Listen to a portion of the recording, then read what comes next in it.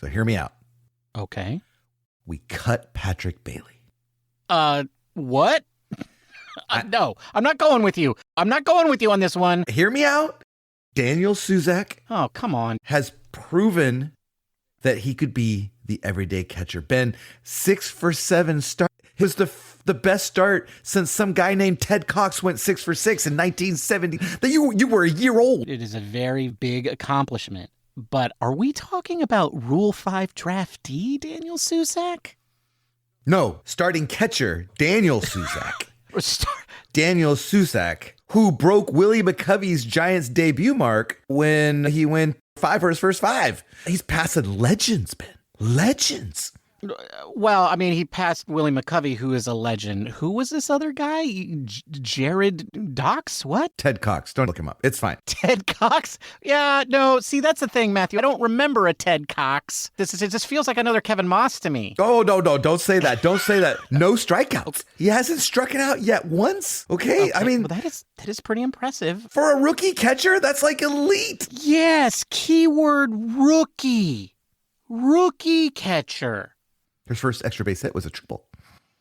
That means he can run. What? His first extra base? You know, Matthew, that is a meaningless stat. He's got a nephew named Chuck. Yes, Chuck. And I did get a lot of joy out of watching Chuck get swung about as if he were a dog's chew toy. You know how they just pick it up and they just shake it violently back and forth? Like you're doing to poor Patrick Bailey right now? I'm just saying let's slow it down. Maybe we let Daniel start a third game. Okay. Slow it down. Patrick Bailey's got options. We just send him down to Sacramento. Sure. Just keep him down there for a little while we let Daniel Susac do his thing. Okay, well, question that. Who do we call up? We don't need to call anybody up. We don't need to call him. Oh. We bring up Bryce Eldridge. So long, Patrick. Bob.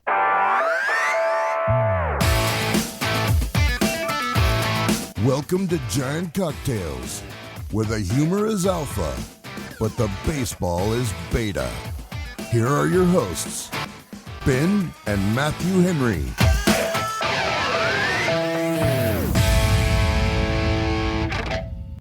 Welcome to episode 356 of Giant Cocktails.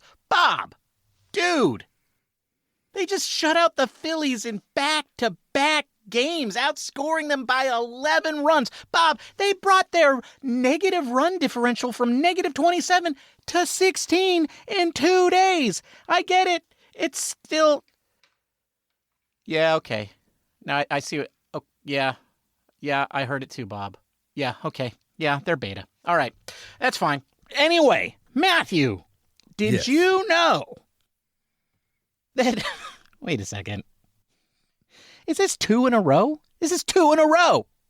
Maybe. We're doing the captain 2 in a row, Matthew. Just so happens that his lifetime on-base percentage and his on-base percentage for last in one of the years was like one off of each other. And man, it's hard finding all the little corresponding numbers. And so you sometimes just got to go with what you got.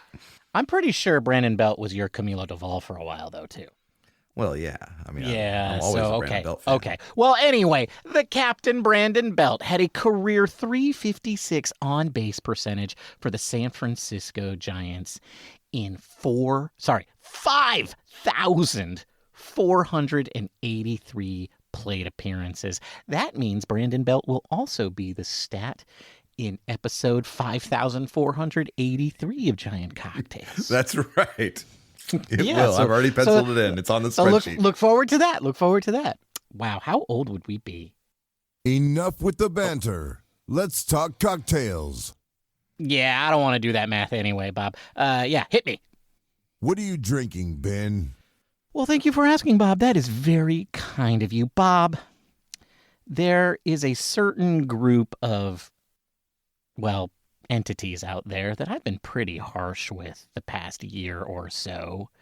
But on Tuesday night, they made an appearance and perhaps were part of the reason that the Giants put together an all-around outstanding win that turned into 2 outstanding wins in a row. And that is the Purple City Connect uniforms. So tonight, Bob, I am drinking a City Connect Delight. Delight? Skyrockets in flight? You know, you got to really think about your names before we go on air. Yeah, I don't know. Sometimes it just comes to me and it's good, but most of the time it's not. I'm just going to call this a City Connect Sour. And it's a quite pretty City Connect Sour. It's a nice, like, light violet. And that's what I'm drinking today, Bob. You can find out what is in a City Connect Sour at the end of the episode. What are you drinking, Matthew? Bob, I'm drinking something I'm calling Philadelphia Freedom. Philadelphia Freedom. We're both kind of quoting old, like, 70s songs, but Pretty sure mine was from the 60s. Anyway, today is Wednesday, April 8th, as we record this podcast. Our San Francisco Giants went 2-1 against the Philadelphia Phillies to bring their season record to, checks notes, 5-8. You know what's ridiculous, Matthew? What? Do you know that the Giants have won as many series this year as they have lost? They've played 4, and they've won 2, and they've lost 2. And yet they're 3 games under 500. I don't know. The math ain't mathin'. But yeah, some of those series were bigger than the other. And the number of losses that they took out. Turns out the maths. And that's why math is stupid. Don't go to school, kids. Drop out. I'm looking at the standings. I thought, we won 2 in a row. We probably like jumped past the Rockies. God damn it. Why do you have to say that? Rockies have won 4 in a row. We're still in last place in the National League West. The Rockies have won 4 in a row? They're the hottest team in baseball, Ben. Rockies swept the Astros. Wow. That's kind of crazy. Wow. I don't know if we can handle the Rockies being like a good team. No, I cannot handle that at all. Anyway, what are we going to be talking about today? Not the stupid Rockies. No, we're going to be talking about the stupid Phillies. You know, Matthew, before we came on the show, you and I were talking about how, like, you know, there are certain teams and certain players that just always have the Giants number, like, you know, Goldschmidt, you know. Arenado. Yeah, they're just like, you know, the stupid D-bags or Padres from last year. And we just realized that, like, not the Phillies, though.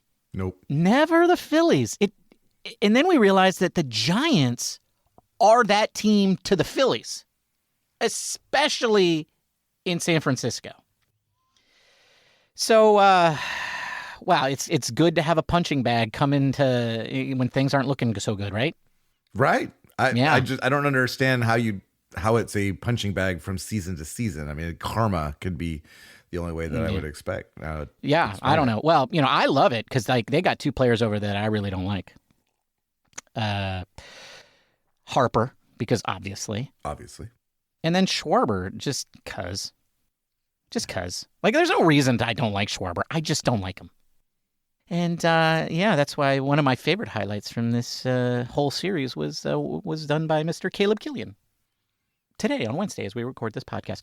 So we're going to talk about the Phillies series, and then.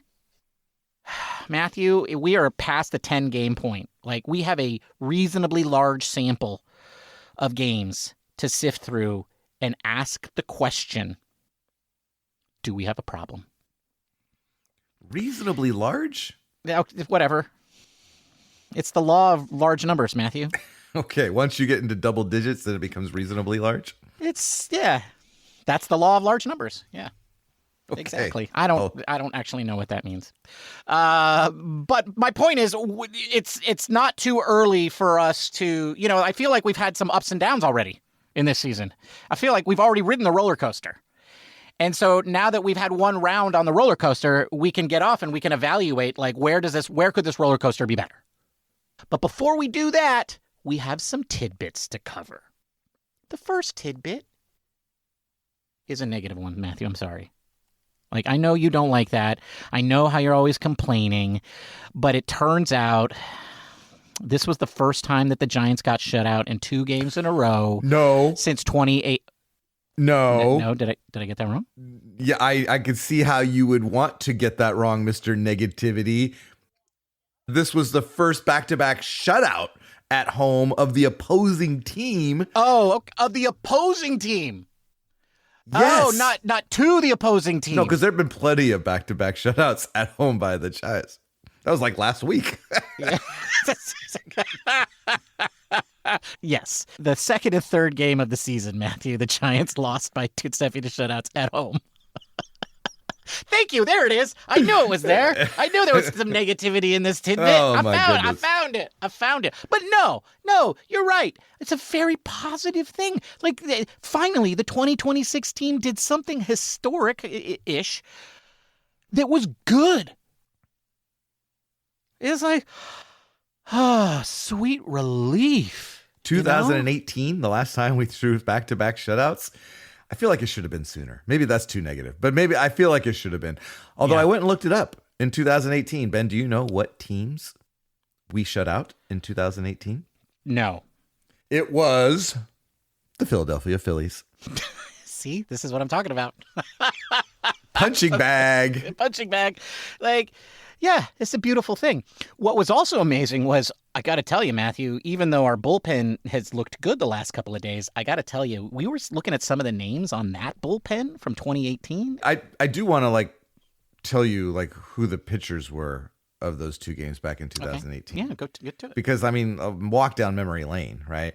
The Giants in the first game, Chris Stratton pitched 6 innings, scattered 4 hits, 7 strikeouts. And then Tony Watson, Sam Dyson, and Hunter Strickland all pitched an inning to wrap it up for the Giants. Yeah, this is what I'm saying. That was a good trio of relievers. I know, Strickland, whatever. Okay, yeah, like I said, baggage. But when it came to actually, throwing the pearl, those guys, all 3 of those guys were very good at their best with the Giants. Yeah, the second game, Andrew Suarez had 3 hits over 7 innings with Tony Watson and Hunter Strickland again coming in and wrapping it up. Other players on the team, though, I'm looking at the box score that day. The Giants, it was Joe Panic, Brandon Crawford, Andrew McCutchen. I think it was the first year of Evan Longoria. Mm-hmm. That's right. In my mind, Evan Longoria and Pablo Sandoval are in 2 separate universes, but they were actually on the same team that year. Wow. Okay. Well, that's tidbit number 1. Tidbit number 2, Matthew. Christian Koss lives. We got him, folks. We got him. I was about ready to call up the local police department and just ask them to put out an APB. Mm-hmm. But then he just shows up today, like nothing. Yeah, he just strolled out there and is like, "Oh, hey. Whoa. Am I late?" He was a little anxious though. He was he was a little anxious, wasn't he? Well, when you don't get that bat for the entire year, yep. You're gonna swing at some pitches early on, right? So yeah. Yeah. So it was pretty funny because I was listening to the game on the radio, and I did not catch the first pitch, and then I heard that he was out right away. So I didn't know that he had lined out on his first at bat on the second pitch, but I didn't know it was the second pitch. And then you texted me, and I misunderstood your text. I thought you said it was on the first pitch, and so then I laughed at that, and I was like, "The first pitch, really?" And we were talking about that as he was having his second plate appearance. I said to you, "Well, he did make it out on the first pitch," and you were like, "No, I'm pretty sure I got that right. I'm pretty sure it was the second pitch." And I was like, "No, Matthew, right now he got out on the first pitch." And that's when I realized that I'd missed his entire at bat. I didn't even know he was that he had gotten up. It was just that quick. That's right. He was overeager. He saw 3 pitches in his first 2 at-bats. I don't blame the guy. No, I don't blame him either. He might never have the chance to swing the bat again if Tony Vitello. He could be on the team all year, and that could be his last at bat, Matthew. It could be. He'll do it a couple pitching appearances, and that'll be it. Right. All right. Well, it is time to dive in to our first segment of the day. The Philadelphia Phillies series.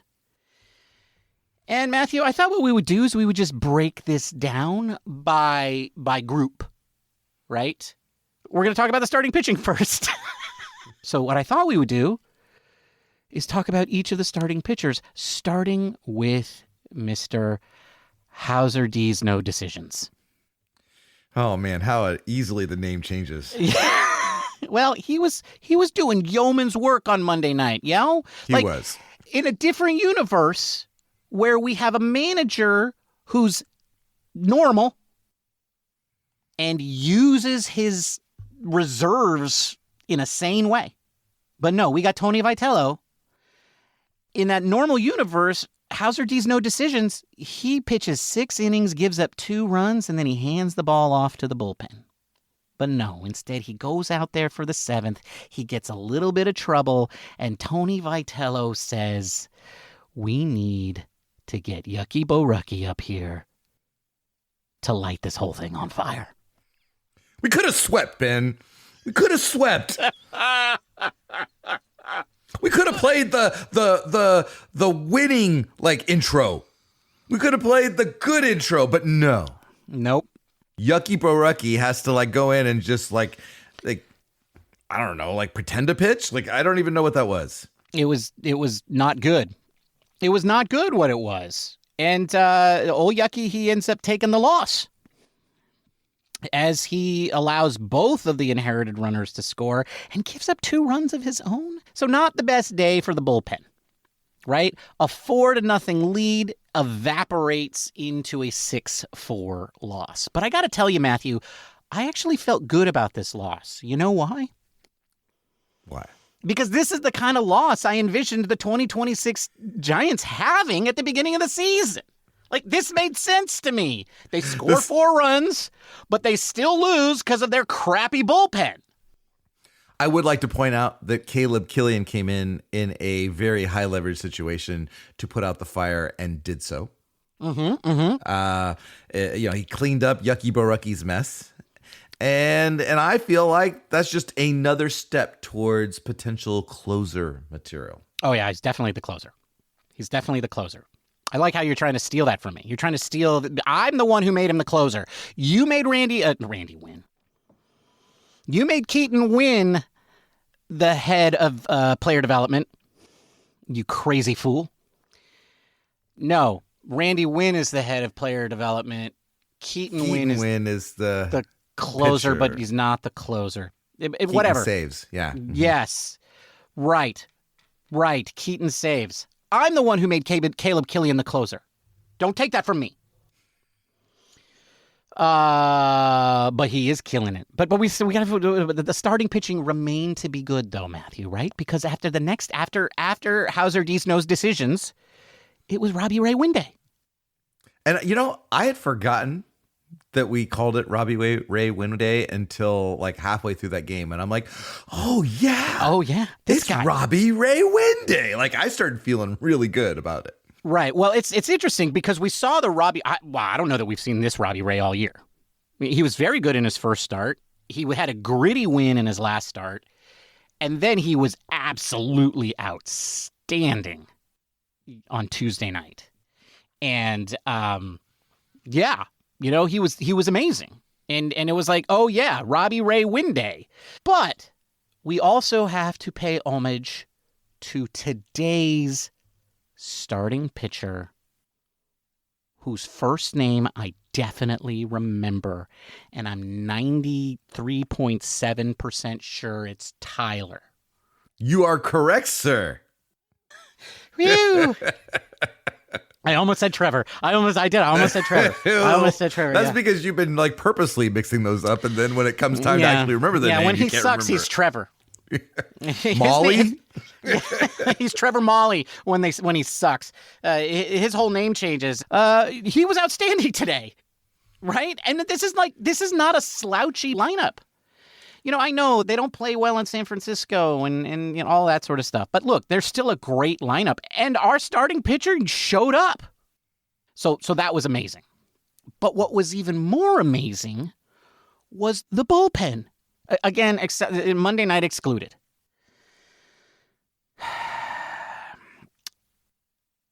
On Tuesday and Wednesday, they were quite good.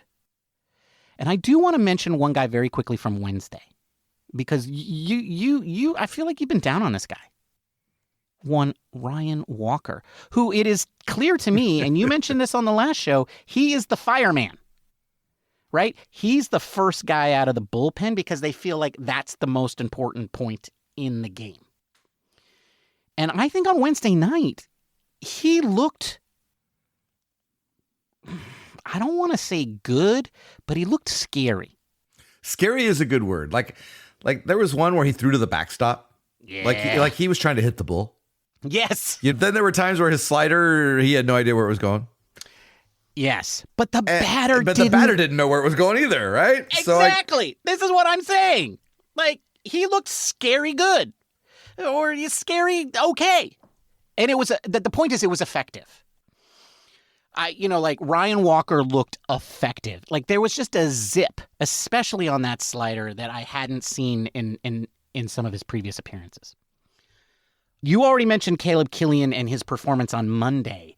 His performance today on Wednesday, as we record this podcast, was even better. He came in with a runner on first, promptly walks the next guy on 4 pitches. And then Mr. Right-handed Caleb Killian strikes out Schwarber and then gets Bryce Harper down 0-2 and then eventually gets him to ground out on a 2-2 pitch. Caleb Killian is killing it. Yes, he is. He has had 19 plate appearances this year. In those plate appearances, he's issued 2 walks, and he's struck out 7 and given up 0 runs. And I want to point out that 10 of those plate appearances were against left-handers with 5 strikeouts. So that begs the question, Matthew, if we have a right-hander who can dominate left-handers like that, why do we have 3 left-handers? Because Tony Vitello has a thing for lefties? He might. I don't know. No, I'm pretty sure if he did, he would have told us by now because that man does not keep secrets. This is true. It would have come out in one of his press conferences. It would have come out, right? It would have come out. All right. Well, but it's time to talk about the group of guys, Matthew, who at the beginning of the season I would not have been surprised about at all. But given the way that things have gone this year, it was absolutely shocking to see our position players put up 4+ runs every day this series. The offense goes off fence. It's about time. Goes off fence. Yes, it is about time. That's right. They were very offensive. They were very offensive. For example, for the entire series, Luis Arraez, Matt Chapman, and Willy Adames were all 500 for the series. Those 3 guys all hit 500. It was kind of like a different guy every day. So on Monday, it was Matt Chapman carrying the load. On Tuesday, it was Luis Arraez. Yes, and who else? And Rule 5 draftee, backup rookie catcher, Daniel Susac. Future starter, Daniel Susac. That's right. Well, I will say this. Tony Vitello did say in the press conference after that game that he has earned the right to make more starts. So it turns out there is a point where Tony Vitello will put his bench players on the field. And that seems to be game 13. After 6 for 7. Yes. You have to go 6 for 7. After you go 6 for 7. Right, exactly. To start your career. Then today, it felt like it was all Rafael Devers. But, because Rafi had 4 RBIs out of the 5 today. But, he had to knock some guys in, right? So it was Willy Adames, who had 2 hits today and scored 2 runs. And I think also Luis Arraez again. Matthew. Yes. Luis Ariz. When he was signed, I seem to remember a certain couple of podcasters who were not super enthused about that signing. I was thrilled. And I just wanted to go on record and say that you were wrong. We were wrong. Like, all I said was it didn't excite me. That the signing did not excite me. Well, you know what? It didn't excite me at all, and I was pretty down on it. I was quite down on it. In fact, Shocker. I made fun of him, and I also made fun of a pretty old man just to go along with it. Ron Washington. Just because of how unenthused I was by his signing. But I got to tell you, given the way that this offense has performed this year, it has been a relief to have somebody like Luis Ariz on the team. And, his defense, well, it's only been the best on the team. Isn't that the craziest thing? It is the craziest thing by two stats. Defensive runs saved or defensive run fielding value. I don't know. I don't understand this stat. And outs above average. Luis Ariz is the best defender on the San Francisco Giants so far this year. Yes. So what do you have to say about Mr. Washington now, Ben? You were a really good president. And a really good infield coach. That Washington. Oh, yeah, Ron. Yeah. Hey, really loved you in Moneyball. Anyway, it's time to move on to the next segment of the show, Matthew. Because I don't do segues. They're stupid. Those big-ass wheels. And you can't really turn on them. Like, No, I just, no. You look a little lame riding it. Do you remember when they announced those? They were supposed to be like this revolutionary thing that was going to change the world. And it did for mall cops. It took me so long to figure out that the word Segway was actually spelled that way. Like, I thought there was like a W-A-Y in there at some point. Oh, okay. Well, the brand Segway is spelled S-E-G-W-A-Y because they needed to trademark it. Right. Okay. But the actual word. The actual word is S-E-G-U-E. Yeah. Took me a while to figure out that was actually the word. Yeah, it doesn't surprise me. I've known that my whole life, but I was born knowing that. Okay, so but one of us is smarter than the other. Well, this is true. This is true. Yeah. One of us is also better looking. One of us almost earned an English degree from an Ivy League institution. One of us actually earned a degree from an Ivy But League not an institution. English degree. No. Yeah, no. so I rest my case. Anyway, Okay. Matthew, do we have a problem? No problems whatsoever, except for some. Yeah, we got a few problems, folks. We got a few problems. As I said at the top of the show, we're 13 games into the season. It's time. It's time to start asking ourselves if we've got a problem. And some of you might think, hey, our manager talks too much. And I don't think that's a problem. I think that is a feature. Dude, Tony Vitello on the press conference for Tuesday night, he got asked a question and he answered it for like 4 minutes. Long answer. And then he gets to the end of the answer and he says, does that answer your question? And the reporter, you can hear her, she goes, right? Because like nobody knows, because the man just went on this long rambling thing. And I don't know that he finished a single thought in the whole thing. Then, before she can answer, he says, wait, what was your question again? She didn't even remember. Folks, if you are not watching the Tony Vitello press conferences, you're missing the best part of the show. But anyway, so that's not a problem. But you know what I thought might be a problem, Matthew? What's that? Rafael Devers. Is Rafael Devers a problem, or was that solved today? It didn't look like he was a problem today. No, it sure did not. That was an Aaron Nola fastball, and he obliterated it. Well, he also got a hit off of Alvarado later. It was a single up the middle, but like an RBI, and it was like a high 90s fastball that he just turned on it. I mean, he hit it right back up the middle, and just made it look easy. Like Rafael Devers is a great hitter, and whatever was going on with him on the fastball was probably not going to stay a problem. Correct. I think he's looking like he's solved that problem. He's solved that problem. And maybe he was just like, you know what? Last year, he started off the season with like 12 straight strikeouts or something. Right. That's right. But look where he ended up. I'm not worried about Rafael Devers. He's not a problem. You know who might be a problem? Who's that? Willy Adames. No, not a problem. Right? No. Willie is also one of those that goes through. He's a streaky hitter. Boy, howdy. And lately, and it's weird how this is. I've been following baseball for a long time.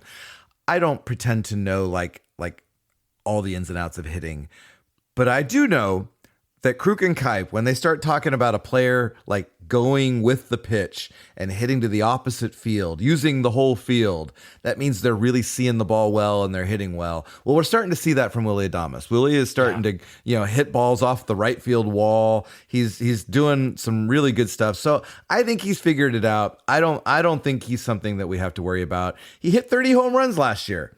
I don't think this is something that we need to worry about. He's nothing compared to what he started out the season like last year. He's playing solid defense, right? There was a little bit of a blip in the first week. Like he looked a little weird on both sides, but he has definitely turned things around. And you're absolutely right. He is just peppering the ball off of that right field wall. And just get this, in the last 7 days, he is 6 for 26, which is only a .269 batting average. His on-base percentage is .367. His slugging is .500. His OPS is .867, therefore. But he has 7 hits. 6 of them are doubles. Right? I mean, wow. That's just like he gets up there and he's in scoring position right away. I think he's really liking this leadoff spot, too. I think he is, too. Like, I think everybody agrees that's not where he should be. No. Devers and Adames, not problems. But I think we might have some other problems.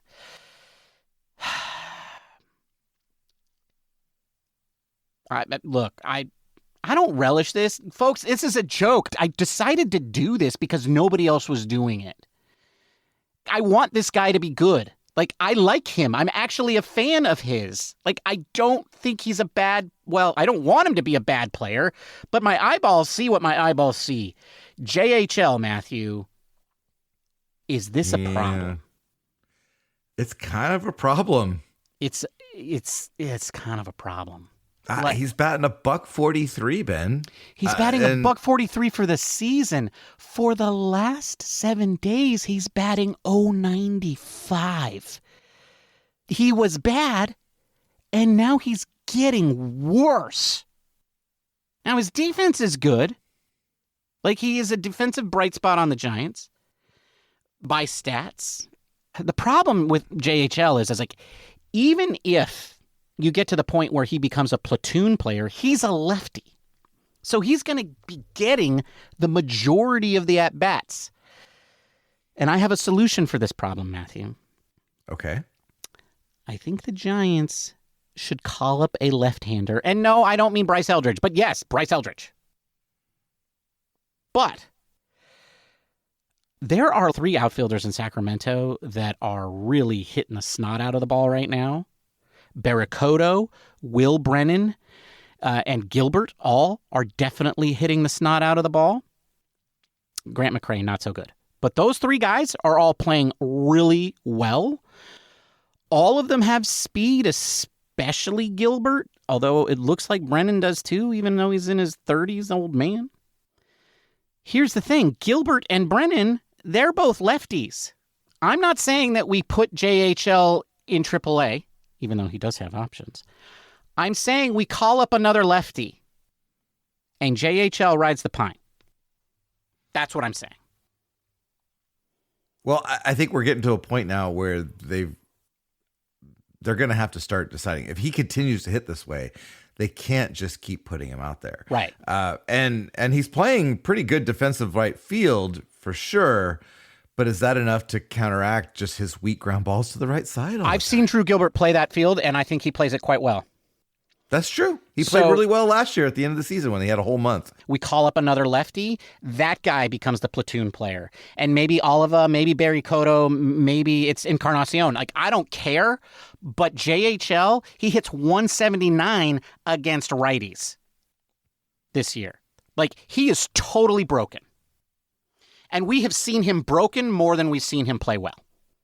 Okay, he played well for like a month in his rookie year, and he played well for 2 months last year. And since then, it has been a whole bunch of nothing at the plate. It's getting to be that time. All right. So yes, problem. Matthew, Harrison Bader, problem? I think it's easy to say yes, but I'm going to say no. He's played a really good defensive center field. I do like the way he kind of takes control. He really comes in well on the ball. I think the hitting, last year was kind of an outlier season for him offensively. So you can't really expect him to be like an above average offensive player. But so far, I think we need to give him a little time. I mean, Jung Hoo Lee, we've seen over 2+ years. I think with Harrison Bader, we need to give him a little time. I don't think it's quite a problem yet. Yeah, and he has a better track record. And he's never been a great hitter, but he's been better than this. Yeah. And I will say, and I know you're going to talk about the next player, but our offense as a whole, I mean, our outfield as a whole is a concern. No. It's a problem. For sure. It's definitely a problem. It's definitely a problem. You're absolutely right. Because Jung Hoo Lee for the season is hitting 143. If you're an OPS guy, it's 438. If you don't know what that means, it means he sucks. Harrison Bader, 114, his OPS, 354. So here I am bagging on Jung Hoo Lee, but Harrison Bader, he's worse. Then there's Elliot Ramos. He's also worse when it comes to OPS to Jung Hoo Lee by 1 point. 437 to Jung Hoo Lee's 438. Ramos is hitting 191, and over the last 7 days, he's 5 for his last 25 with 5 singles, no walks, and 10 strikeouts. That is the issue there. He leads the team in strikeouts. He's got 20 strikeouts and only 2 walks on the season. He's played a better defensive game, which, he needed to show, but offensively, wow, just really, really bad. But here's the thing. I think we've seen enough Ramos at this point to know that that's how he rolls. He was the best hitter on the team the first week of the season for the Giants. And we've seen him carry this team sometimes in the past 2 years, and we've seen him be very, very bad. He's streaky. Yes. He's streaky.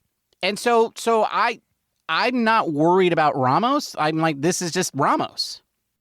But, and Bader, yeah, he's there for the defense. I would like to see him turn around. Like, I'm going to give him a little bit of a longer leash. But the JHL when you have guys hitting in the hundreds, it's not good. That's our entire outfield. Our entire outfield is hitting under 200. Our entire outfield is hitting under 200. And we have 3 starters, including the last name on our list, who are all hitting under 150. I know, batting average is passé, folks. Nobody cares about it. But when it's under 150, it's bad. And we have 3 starters hitting under 150. That's Bader, Lee, and the guy that you said at the top of the show you wanted to send down to AAA, one Patrick Bailey. Do we have a Patrick Bailey problem? Because I will remind you, on the defensive stats, the best defender on this team, Matthew, who is usually Patrick Bailey by a country mile, is Luis Ariz. Has ABS taken away the only good thing about Patrick Bailey, and is he now wasted space? Maybe. I don't know if ABS is the problem or if it's the umpires now who have decided they're going to call a tighter strike zone. Yeah, I mean, guys, you couldn't have done that like the last 10 years. Well, now they know they're going to be evaluated or shown on SportsCenter or TikTok. They're going to get the C.D. Buckner treatment. Yeah, exactly. So I think, umpires are definitely not are less prone to calling that borderline pitch that Patrick Bailey is used to pulling into the strike zone a strike. So maybe, but he's a good defensive catcher regardless of that. But if you're not hitting, then it makes it a little bit harder. And I have a solution for that, Ben.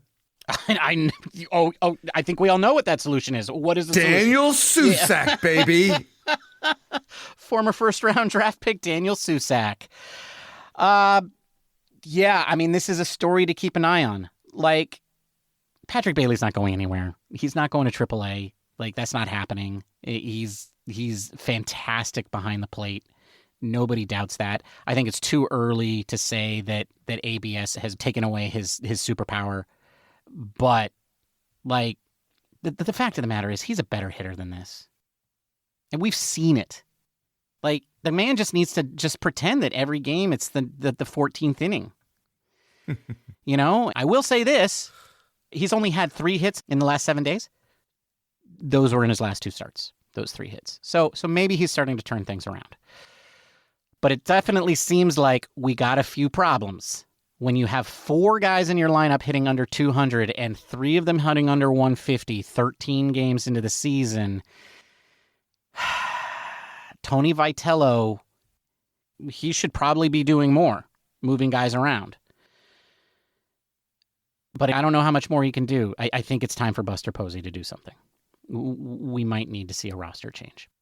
And that, like somebody like Oliva might get caught in the crossfire, right? Oliva goes down and Gilbert or Brennan comes up. But if that's perfectly fine because we haven't seen him. Like, that's true. Cares? That's true. We haven't seen Oliva, so it doesn't matter. Like, who cares? Right? Yeah. Yeah. All right. Well, that brings us to the end of today's show. Matthew, the Giants are going to play, checks the schedule, Baltimore Orioles. That's right. The Giants are going to play the Baltimore Orioles in Baltimore. Yep, they got an off day on Thursday. And they're currently 6-6 in the American League East. They were 3-6 before they swept the White Sox over the last 3 games. Oh. So they're maybe feeling good about themselves, but it was the White Sox. Just win, guys. Just win. The only guy that I know that was like somehow affiliated with the Giants is the manager, Craig Albernaz. That's right. Hearkening back to the Gabe Kapler days. That's right. The Gabe Kapler era. He went to Cleveland and then was hired away from Cleveland, I believe, to Baltimore to be their manager. All right. I guess starting pitchers are for the Giants are Rube, Webb, and Hauser D's wins? Question mark. Now, Hauser D's no decisions is going. Isn't it time for the booze, boys? Yes, Bob, it is time for the booze. What are you drinking, Ben? Bob, I'm drinking a cocktail that I called the City Connect Sour, after Matthew complained about my naming process. Just saying, give it a little thought. I put all of my thought into the recipe right before the show, Matthew. If I spent time thinking about the name, then I wouldn't spend any time thinking about the recipe. Anyway, Bob, that's the name of my cocktail. Well, what's in it? Well, Bob, it has 2 ounces of Plymouth Gin, half an ounce of Creme de Violette, a quarter of an ounce, or maybe no, simple syrup. It's up to you, depending on how sweet or not sweet you like your cocktails. It has an ounce or 3/4 of an ounce of lemon juice, again, according to your tastes. You put all of that into a shaker with ice. You shake it until it is well chilled, and then you strain that into a coupe glass. If you had, flowers just sitting around your house that you could float on top of it, you could use that as a garnish. I don't. And now that I think about it, some flowers are poisonous. So don't do that. You might die. Anyway, that's what I'm drinking, Bob. Don't die. That's a tasty cocktail. It was really good, Bob. I really actually want to try it with the London Dry Gin because I think that might be better, but I might be wrong. So we'll see. What are you drinking, Matthew? Bob, I'm drinking a cocktail that I called Philadelphia Freedom. Philadelphia Freedom. I'm also not sure if that's a name that I would stick with if I had more time to think about it. Oh, gee, but, go F yourself. Go Philadelphia Freedom yourself, dude. It's got 2 ounces of the Hibiscus-Orange-infused Vodka that I used in the last episode's podcast because I had more and I need to get rid of it. It's got an ounce of Cocchi Americano, and that's where the tie-in with the Philadelphia Freedom is. It's got the Americano in there, and then it's got 3/4 ounces of grapefruit juice, 1/4 ounce of lime juice, and 1/4 ounce of semi-rich simple syrup. And then I also threw in 2 dashes of Peychaud's bitters. You're going to put all those into a shaker with ice, give it a good shake till well chilled, strain it into a chilled coupe glass, and there you got the Philadelphia Freedom. And don't give me that look. Don't give me that look, Ben. Bob, what do you think of this cocktail? That's a tasty cocktail. Yes, it is. And Ben, you could just shut your trap. You know, my friend Firmino said our cocktails are getting too complicated. And suddenly now when I'm like, you're like, oh, it's a Cocchi Americano, which you don't even tell people what kind of spirit that is. And then you're like, because of Philadelphia. And I'm like, wow, Firmino's right. I have no idea what you just said.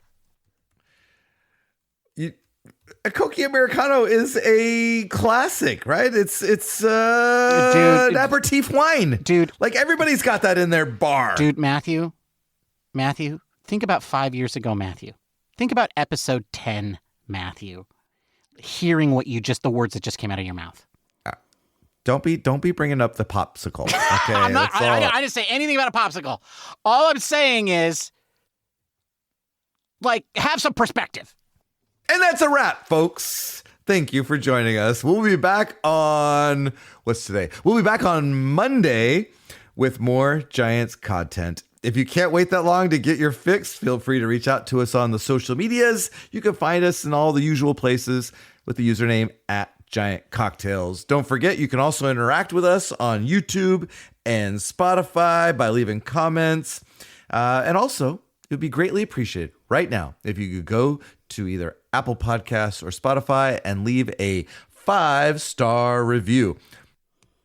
What's that, Bob? It's not positive if it's not 5-star positive. That's correct. So leave that review, maybe even a little funny tidbit about how much you like Matthew more than Ben. That would be great. Ben, it was great talking Giants with you. Until next time, cheers, my friend.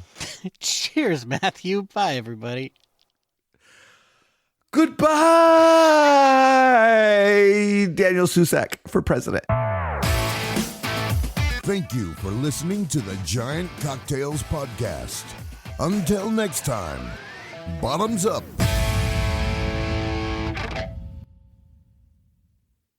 So it was Cocchi Americano and then Philadelphia because of like it was the capital of the country. Americano part and the Liberty Bell. The original, the Liberty Bell and the Americano. I don't know.